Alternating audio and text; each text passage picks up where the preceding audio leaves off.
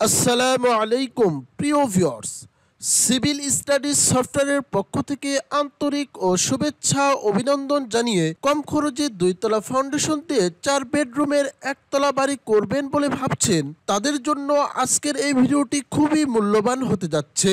আশা করছি আপনাদের খুবই পছন্দ হবে। যারা অল্প খরচের ভিতরে দুইতলা ফাউন্ডেশন দিয়ে 4 বেডরুমের একটি একতলা বাড়ি করবেন বলে ভাবছেন তারা আজকের এই ভিডিওটি সম্পূর্ণ দেখতে পারেন। তো ভিউয়ার্স, আজকের এই বাড়িটি এখন পর্যন্ত 3,30,981 টাকা খরচ হয়েছে। তো এই বাড়িটি করার জন্য কেন এত কম খরচ হলো এবং মাটি কাটা থেকে শুরু করে এ পর্যন্ত কিভাবে করা হয়েছে তার টোটাল A to Z আমি আপনাদের মাঝে তুলে ধরবো এবং কলামের সাইজ কত ইঞ্চি বাই কত ইঞ্চি দেওয়া হয়েছে, গেট বিমটা কিভাবে করা হয়েছে এবং কিভাবে করলে আপনাদের খরচ কম হবে আর কিভাবে করলে খরচটি বেশি হয়ে যায় সে সকল বিষয় আপনাদের মাঝে তুলে ধরবো ইনশাআল্লাহ। তাই আপনারা এই ভিডিওটি না টেনে শুরু থেকে শেষ অবধি সম্পূর্ণ ভিডিওটি দেখতে থাকুন এবং আমাদের এই চ্যানেলে যদি আপনি নতুন দর্শক হয়ে থাকেন অবশ্যই একটি সাবস্ক্রাইব করতে ভুলবেন না।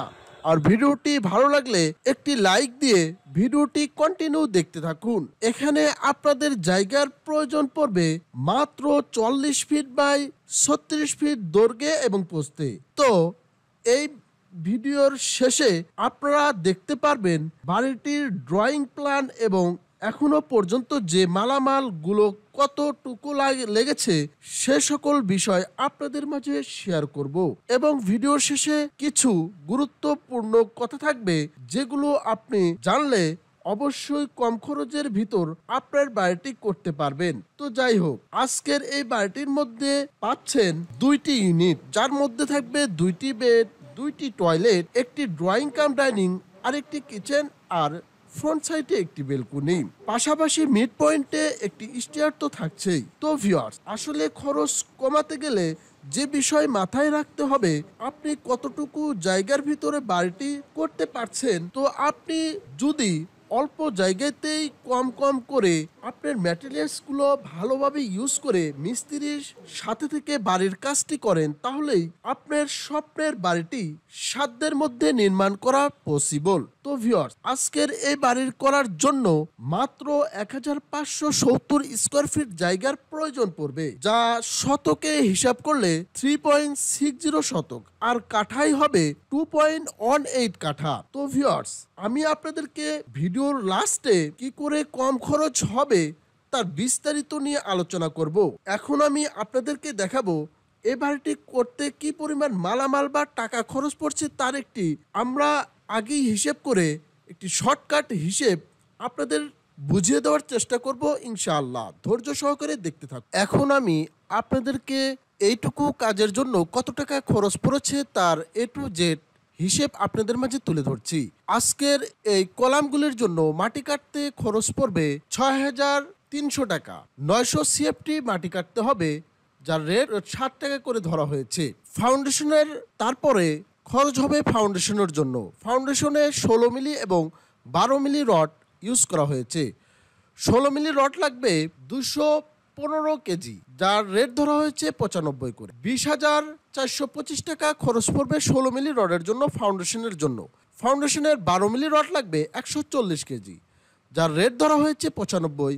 13,300 টাকা হলেই 12 মিলি রড কেনা পসিবল। আজকের এই কাজটুকুর জন্য কলামের জন্য রড লাগবে 16 মিলি 465 কেজি, যার রেট ধরা হয়েছে 95 করে 44,175 টাকা এবং কলামের জন্য 12 মিলি রড লাগবে 64 কেজি, যার রেট 95 করে 6,080 টাকা। আজকের এই কাজটুকুর জন্য গেট বিমের জন্য 16 মিলি রড লাগবে 680 কেজি, যার রেট ধরা হয়েছে 95 করে 64,600 টাকা। গেট বিমে 12 মিলি রড লাগবে 100 কেজি, যার রেট ধরা হয়েছে 95 করে 9,500 টাকা পড়বে 12 মিলির জন্য। সম্পূর্ণ কাজের জন্য ঢালাই লাগবে 670 CFT। আপনারা ফাউন্ডেশন, কলাম, গেট বিমের জন্য ছাদের আগ পর্যন্ত ঢালাই জন্য ঢালাই লাগবে 670 CFT। এখানে পিকেট লাগবে 603 CFT, যা ব্রিকে দাঁড়াবে 5,427টি ব্রিক, যার রেট ধরা হয়েছে 13 টাকা করে 70,551 টাকা। বালি লাগবে, সাদা বালি লাগবে 150 সিএফটি, যা ধরা হয়েছে 20 টাকা করে 3,000 টাকা। সিমেন্ট লাগবে, সিলেট বালি লাগবে বা লাল বালি লাগবে 200 সিএফটি, যার রেট ধরা হয়েছে 40 টাকা করে 8,000 টাকা। সিমেন্ট লাগবে 220 ব্যাগ শুধুমাত্র এইটুকু কাজের জন্য, যার রেট ধরা হয়েছে 530 টাকা করে 63,600 টাকা।